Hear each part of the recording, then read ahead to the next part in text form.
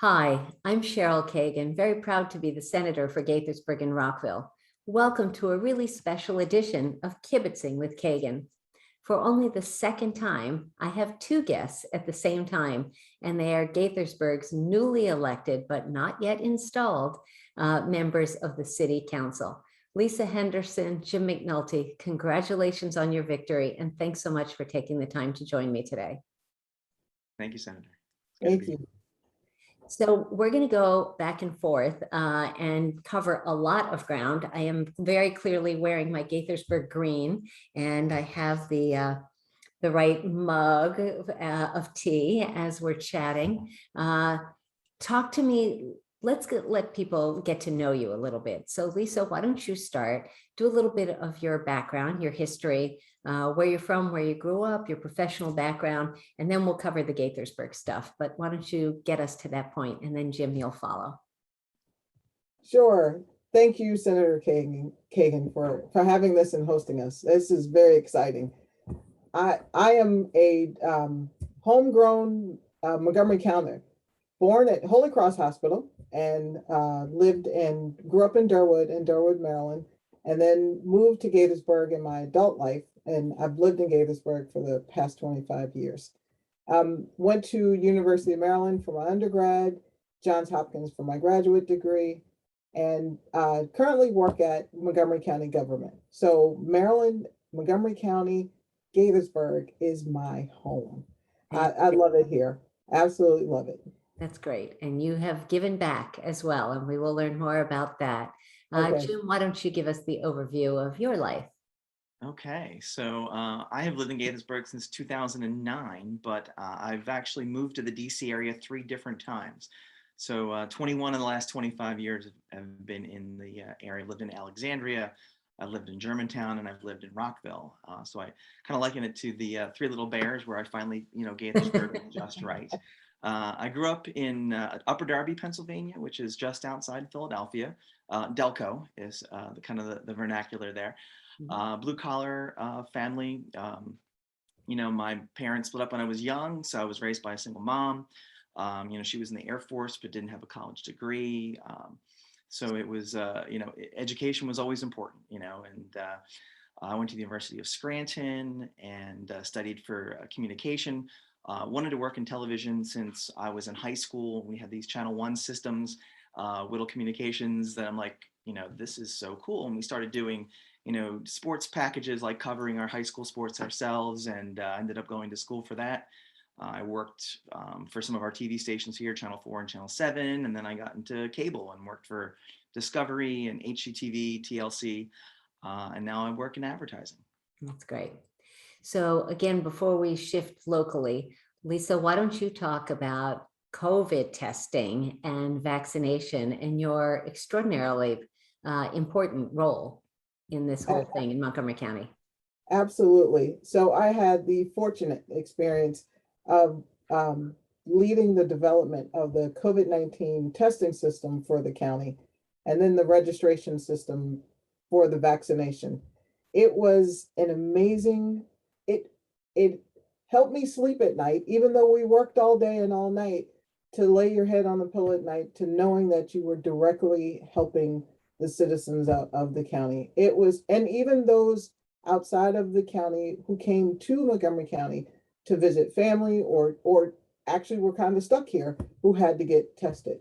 So it was just the team of people that were involved were so committed to helping the citizens of this county. It was an amazing, amazing work. So I'm going to say the citizens and the residents, right? And the residents, yes. All right, And, that's yes.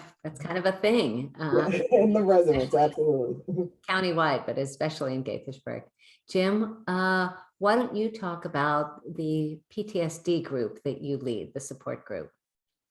Absolutely, yeah. So I founded the Upper Room PTSD support group at St. Patrick's Catholic Church in Rockville, which I used to be a parishioner at.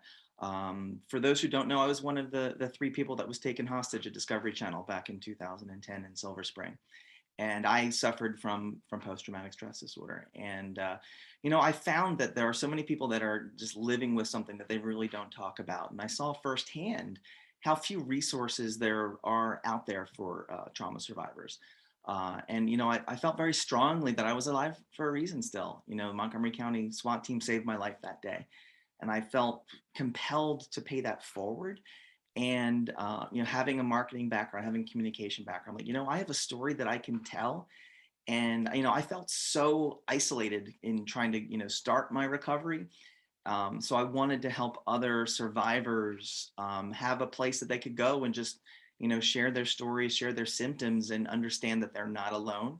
And for 9 years, you know, we've been small, but we've helped, you know, veterans, domestic abuse survivors, violent crime survivors like myself, you know, lots of different people. And it's been tremendously gratifying to know that people have been helped by this. And I'm blessed to be a part of it. And we meet the last Wednesday of every month still. I suspect that now that you'll have a larger platform, that maybe more people will hear about it and possibly participate. So you both have done really remarkable work to lift people up. Lisa, literally to save lives directly and keep people healthy, and Jim, keep people mentally healthy and feeling supported and loved and cared about. And so you guys are both extraordinary. Let's pivot to deciding to run. Jim, you had run before and you had thought about it, but you have a busy job, you have a family, all that. What made you decide to get in the race for city council this year? It was a combination of a lot of factors. You know, when I ran 4 years ago, I was unsuccessful.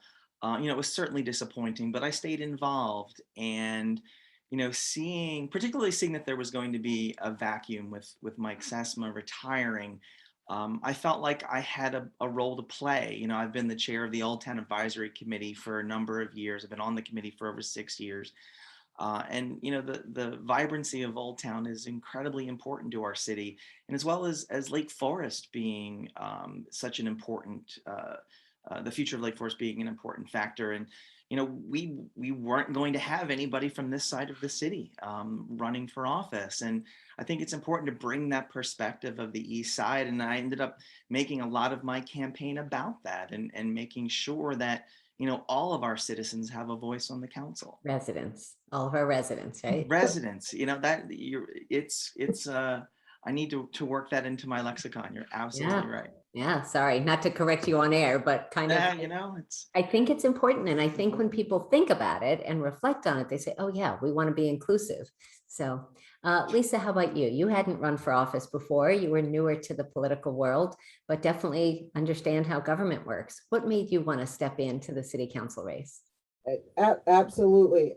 It was a lot of different factors, but there was one specific thing that nudged me forward the most, I think. It was the issue with the Holiday Inn Hotel in Gaithersburg and whether or not it was going to be transitioned to affordable senior housing. Mm-hmm. And while I understand the decisions that were made and agree with the decisions, that was not the outcome. It did not turn into affordable housing. So and then when Lori Ann Sales, when I realized that she was going to run for a different office and was leaving the city council, and I thought, okay, I want a voice in affordable housing. I want to participate in those conversations at a different level. And there was no female running for this office. Mm-hmm. So a couple of nudges from some other folks, and I said, all right, Lisa, this is it. This is the time. So I threw my hat in the ring. There you go. So sticking with you, Lisa, how did you find the campaign? What was the hardest part? What was the funnest part? Hardest probably was all the walking. I actually broke my Fitbit. So it gave up on me. It said, Lisa, I've had enough. But and the two things for the best part was meeting the residents.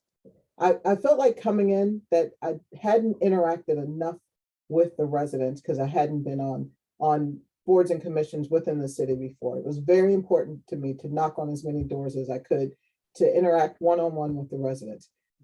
Just the kindness and the openness and the conversations was amazing. Every day it made me know I was making the right decision to run. Nice.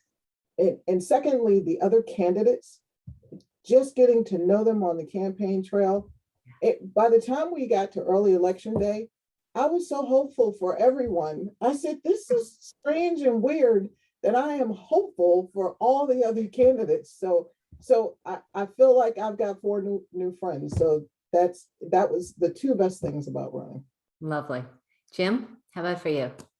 I have to echo what Lisa said. I mean, the group of candidates that went out for city council and for mayor this year were just tremendous people, and getting to know them and their families. I mean, we have a group Facebook chat that we were all like leading into different, the candidate forums and everything.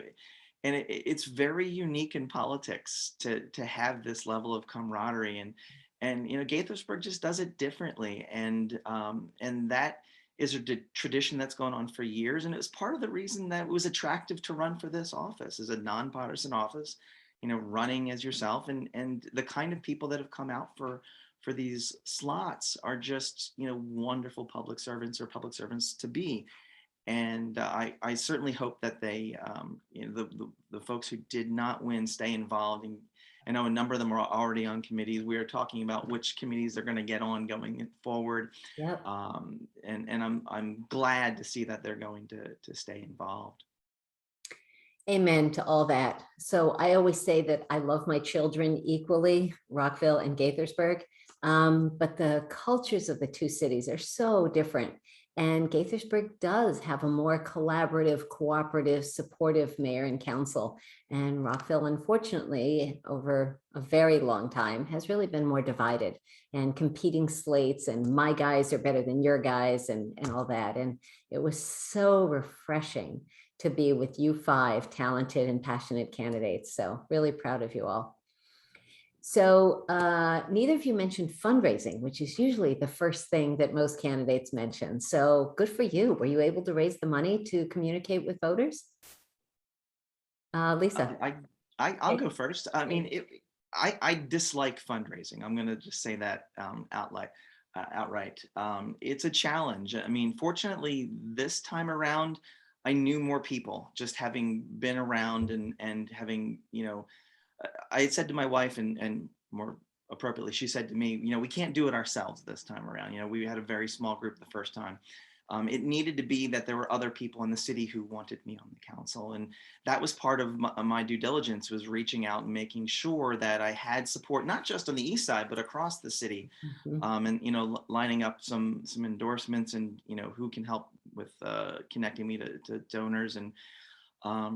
And I was talking to Dave Belgard earlier on in the One of the other council candidates. Yes. And he is very much a data guy, and he was looking into the numbers, and apparently I had one of the highest numbers of individual donors in any of the records that he could find. And that's a number of personal friends and family who were just excited that I was running, but also a number of people across the city, business owners, individuals. And that was really, touching to me. I mean, I was a little emotional when I would get unsolicited donations just from people that heard the message. So it made me feel good that we were, reaching people, and what I was saying was connecting with them. Great. Lisa, how about for you? Fundraising was difficult, and maybe I didn't mention it because I've tried to block it out. That's difficult. Your small baby version of PTSD, is that it? Not to make light of PTSD. Under the group.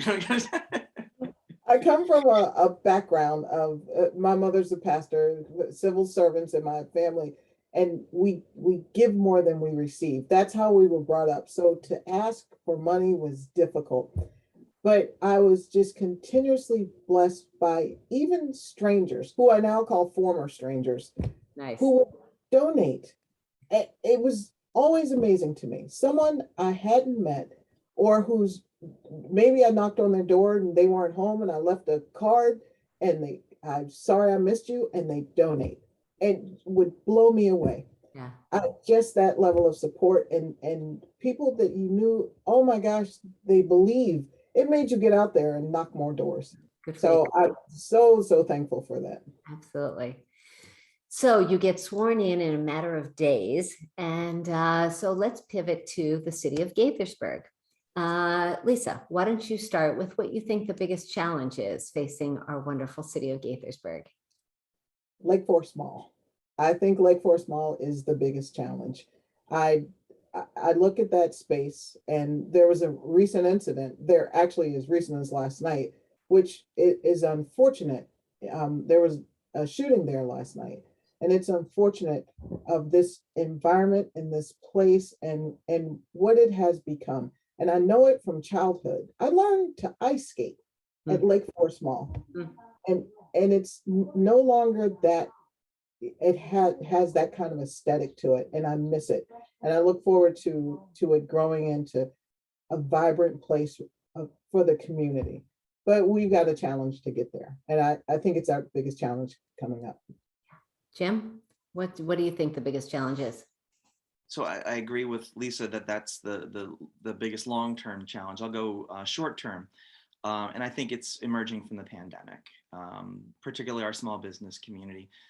Obviously, everybody has struggled through these last 18 plus months. Fortunately, now some of our children are being able to be vaccinated, but the test isn't over, and a lot of our business owners are struggling. Whether it's to meet rent or meet payroll, or can they expand? So we talked a lot during the campaign about economic development, and it's so important. Lake Forest is an opportunity to bring in new jobs, but we need to make sure that we keep the jobs that are here. Help our entrepreneurs, help our small business owners.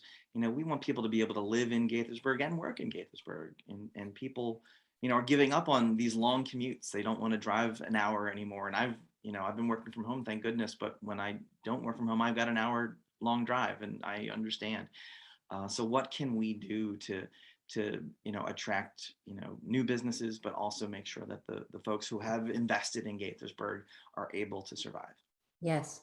So staying on infrastructure, last night was the state road show, which, as you both know, is the annual dog and pony show, but opportunity to ask hard questions of the State Department of Transportation. And for folks who aren't familiar, which is normal people who don't spend 3.5 hours watching us online, it's everyone from metro to state highway to the airport to the port to the Mass Transit Administration and others. One of the issues that District 17 is focused on is Watkins Mill and Clopper, and some of the infrastructure problems, challenges, whether it's pedestrian or bike safety and widening of the roadway now that we've gotten the highway exit and stuff. Do either of you want to talk about transportation and some of the issues that you're focused on? Either that one or another one. Lisa, you want to go first? Sure. So not primarily focused on affordable and attainable housing, but with transportation.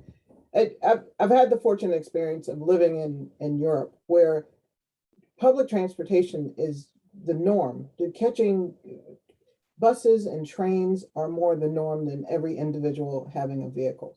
Yeah. And it will take time, because it's a paradigm shift for us. You're used to hopping in your car even to drive 10 minutes.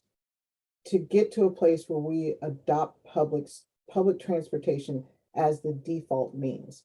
But we have to get there, and we've got to make public transportation available, cost friendly for everyone, to get to a point where we solve these traffic issues. Otherwise, the population growth is coming. It's here, and it's going to continue.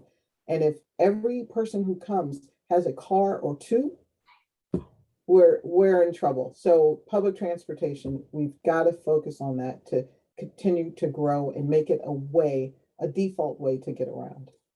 Thank you. Jim, what would you add? So the intersection that you mentioned specifically, I've spoken to the residents of Pheasant Run, and actually in making a turn to go to an event in their neighborhood, I saw firsthand just the challenge of that blind left turn. And I think that speaks to kind of the dominoes that fall when you have a project like the new interchange. Is like all the focus is on, that 270 interchange, but then there are those dominoes that fall, and that intersection is one of them. I brought up regularly during the conversation about Lake Forest and thinking about the infrastructure around that, and looking at Montgomery Village in 355 and the challenge at that interchange. Fortunately, with the passing of the federal infrastructure bill, hopefully, we can identify some of that funding to some of these infrastructure projects. I agree with Lisa that public transportation is sorely needed. But I do think that there are some road projects and improvements that need to be done, because in the meantime, we still have 80% of our people taking cars everywhere they go, and even the buses still have to drive on those roads. So we do need to make sure that all of the different arteries around our economic centers and our residential centers can support the population that's already here. Yes. Since this is going to be posted just before Thanksgiving, I'm going to take a moment and give a shout out to the ICC bus. The parking lot is in Gaithersburg. It is $5 and takes you park for free, $5. It's on the ICC. It's super fast. It's Wi-Fi. It's clean. It's a beautiful bus, and drops you right off at Baltimore Washington Airport and the Thurgood Marshall BWI Airport. And so if anyone's watching and is thinking about traveling over Thanksgiving, or has Aunt Sally coming to visit from Duluth, look at the ICC bus rather than battling traffic. So gotta hit that. Let's pivot to Gaithersburg is one of the most linguistically and ethnically, but I'm going to talk about linguistically diverse cities of its size in the nation. What can Gaithersburg and the entire state of Maryland be doing better to be more inclusive and accessible? Jim, you want to go first? That is a great question. I mean, so I speak a little bit of Spanish. I'm certainly not fluent, but enough when I knocked on doors, I was able to communicate that I was running for office and ask for their support. My home parish here, St. Martin, we have mass in Spanish and French. We just have such a diverse community. It's one of the best things about Gaithersburg. Yes. I think it's making sure that we are doing enough outreach to where the people are. I mean, being a marketer, it's always about where is your audience and how can you reach them where they are. Mm-hmm. So to your point about the linguistic challenges, I know I've seen you pushing the state to do a better job on following the law, on making sure that we're communicating. My law. Yeah, exactly. Our websites are all multilingual. Right. And it's so important. I mean, we want people to understand what's going on. So we have to reach them where they are. And whether that's Google Translate, whether that's making sure that there are alternate websites in the various languages. And I brought up during the campaign, we have an international dinner night at St. Martin's every year. We had like 40 or 50 cultures, and we would eat so well during that meal. And invite me to that next year, would you? Yes, you absolutely. You will be my guest. I'm all in. Yes. Lisa, but it's just reflective of how many different cultures are here, and we need to reach them where they are. Absolutely. Thank you. Lisa, what would you add? Hablo un poco de español también. I speak a little Spanish as well. Agree with the websites, and there's so many tools out there today to translate automatically. They're certainly not 100%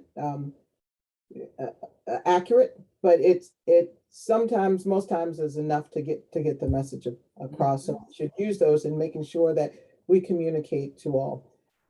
Also, making sure that as we're delivering messages, that it is not in complicated form, but not to say simple form because people won't understand it from an educational level, but just from a translation level. When I lived overseas, I suggested to an individual once whose English was not his first language that he was teasing another employee, and I said, "That's mean."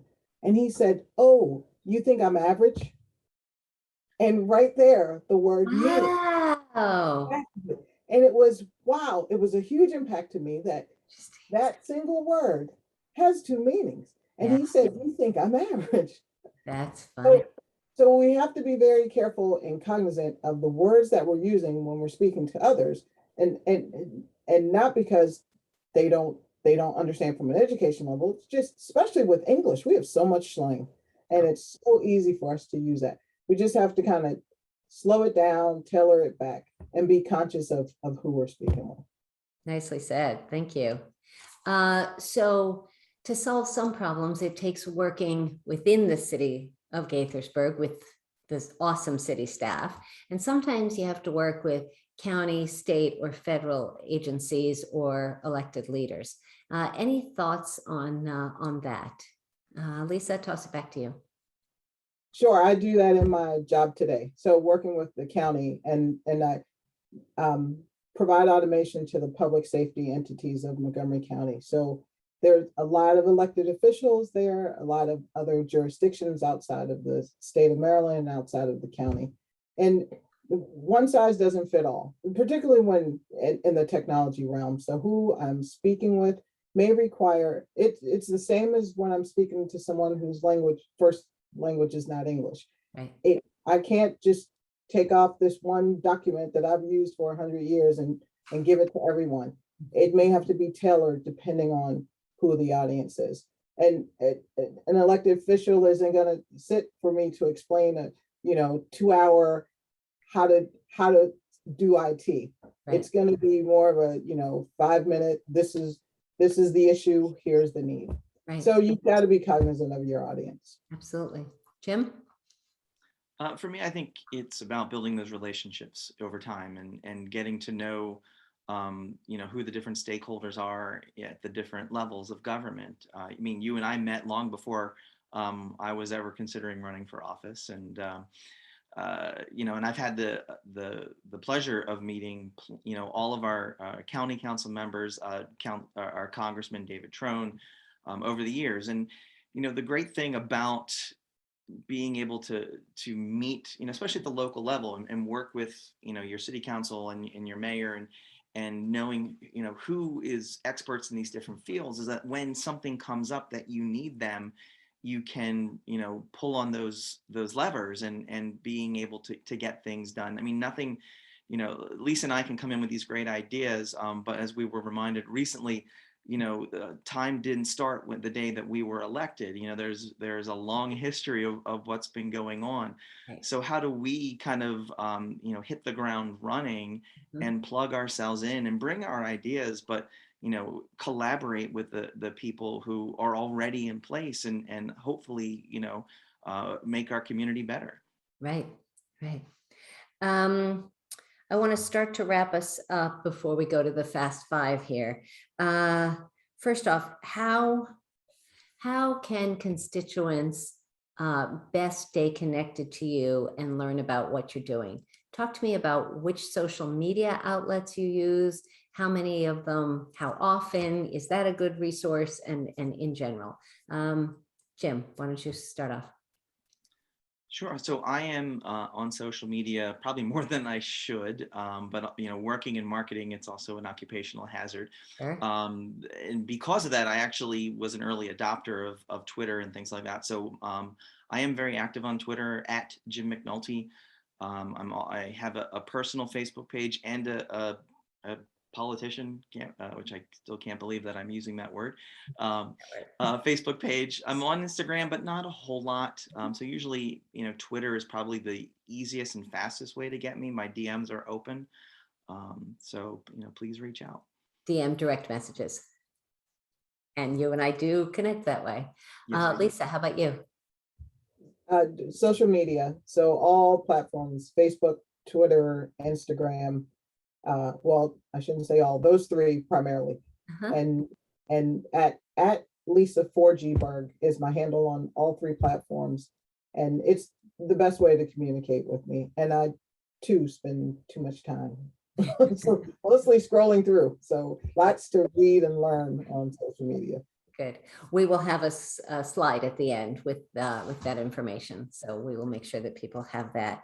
One more question for each of you. Jim, talk about signage that says Gaithersburg. I brought it up last night on the road show. So why don't you make the pitch here? Absolutely. So this goes back a number of years, and I was driving, I don't even remember where I was driving from, but I was coming down I-95 to the ICC. And it dawned on me that the ICC is the only interstate that I've ever seen, a major highway, that doesn't tell you where it goes. It says to 200 and it says to 270, but it doesn't tell you that Gaithersburg is waiting for you at the end of that highway. So I reached out to Senator Kagan years ago and said, what do you think about adding Gaithersburg to the sign on I-95? It'd be great for business development. And hey, it just tells the drivers where the road goes. Right. We're going to get that done. We are going to get that done. All right, Lisa, looking into the future, talk to us about COVID. Give us your crystal ball and what will your role be? And will it change now that you're going to be a council member?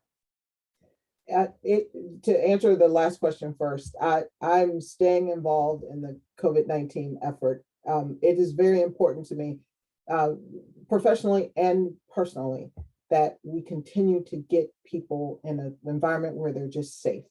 Yep. So I will continue in that work. I so wish I had the crystal ball about where we are going with COVID. It was fantastic today that the city had its Veterans Day event outside and public, and the public was allowed to attend. And it was outdoors, but it is, to me, it is a path to things getting better. So that was an indication that I am hopeful that things will get better. But we're watching the numbers. We're watching the numbers very closely to make sure that we stay safe. And I think that's the key to staying safe is tracking the numbers and the number of positive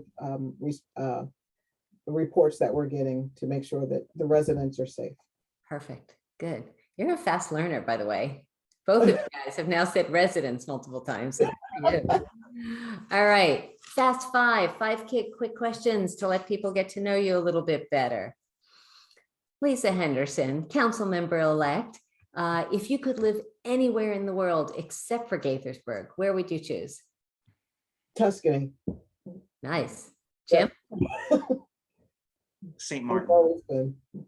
St. Martin. Cool. Lovely. Jim, what is your favorite cuisine?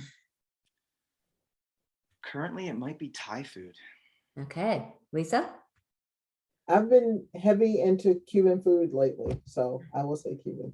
All right. What is one food you just won't eat? Lisa? Still succotash. Okay. I hated it as a kid and it continues into adulthood. Wow. Okay. Jim? Liver. Liver. All right. You're probably not unique in that one. Yeah. Who is a shiro or hero of yours, living or dead? Jim? Wow, that is a great question. I don't know. All right, you take a moment and think. I'm gonna think about that. Yeah, pass. I have a long list, but one for sure is my mother, who is the most amazing human being that I know. And most recently is Kamala Harris for paid, just setting fire to the glass ceiling. Overdue. Yeah, overdue. Jim? Okay, I'm going to go with Walter Chiswick, who was a Jesuit that was imprisoned by the Soviets during World War II, and his writings actually helped me tremendously in my healing, and we use some of his writings and his prayers in my support group. Wow, great. And the last question, the one that I ask everyone, is what is your secret hidden superpower? What is one thing you're really good at that most folks can't do? Lisa Henderson. I sing. And I actually direct the church choir and my church choir, and I can carve out voices. So most people don't know that I do that. Nice. Well, next time at ceremonies, then we're going to have to get you doing the national anthem or something. That's a challenge. Okay. Jim McNulty, what is your hidden secret superpower? I am a competition barbecue chef, and I have competed in the DC barbecue battle and the Maryland State Barbecue Championship up in Bel Air. So I make a mean rib, baby back rib, pork shoulder. Still Dang. working on brisket. How spicy? As spicy as you'd like. Oh. That's interesting. All right. Well, I am so proud of both of you all. I'm so glad that you ran. Looking forward to collaborating with you and looking forward to figuring out how we can advance the quality of life and job opportunities, transportation options, and so much more for the residents of Gaithersburg. So thank you both for taking time to chat today on this episode of Kibbitzing with Kagan. Lisa, Councilmember Henderson, Councilmember McNulty, thank you both for your time. Thank you. Take care.